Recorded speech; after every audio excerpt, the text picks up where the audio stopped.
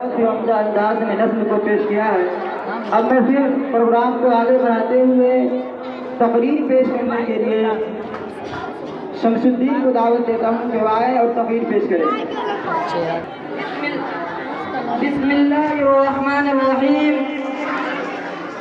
میرے معزز اساتذہ کرام اور عزیز دوستو، السلام علیکم ورحمۃ اللہ وبرکاتہ. 15 اگست 1947 عیسوی کو ہمارا ملک ہندوستان انگریزوں کے ظلم و ستم سے آزاد ہوا تھا، اور ایک طویل مدت کی غلامی کے بعد ہندوستانیوں نے آزادی کی سانس لی تھی.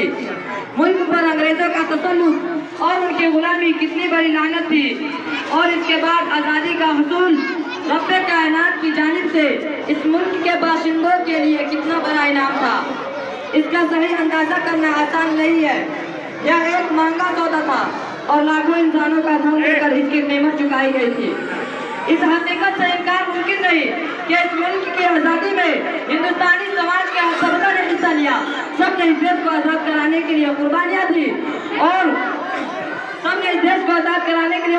دی اور اس پاک وطن کو انگریزوں کے چنگل سے نکالنے کے لیے مرد عورت، جوان بوڑھے، امیر و غریب، نواب و فقیر اور شاہ گدا اور مذہب و ملت کے لوگوں نے شرکت کی.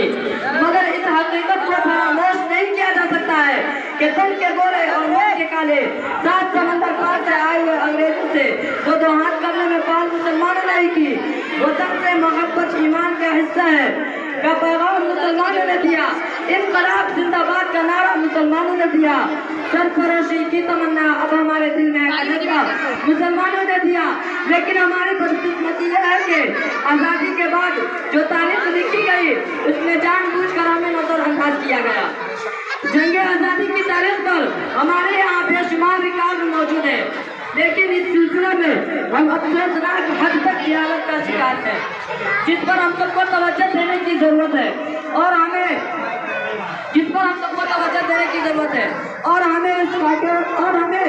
انگریزوں سے چنگل سے نکالنے کے لیے مرد اور جوان بوڑھے اس عزیز و عزیز داستان کو ہر جگہ ہر محفل اور ہر گھر تک پہنچانے کی فکر کرنی چاہیے. اب میں اس شعر کے ساتھ اپنی بات ختم کرتا ہوں. نہ سمجھو گے تم مٹ جاؤ گے اے ہندی مسلمانوں، نہ سمجھو گے تم مٹ جاؤ گے اے ہندی مسلمانوں، تمہاری داستان تک باقی رہو گی ہندوستان میں. جے جوان.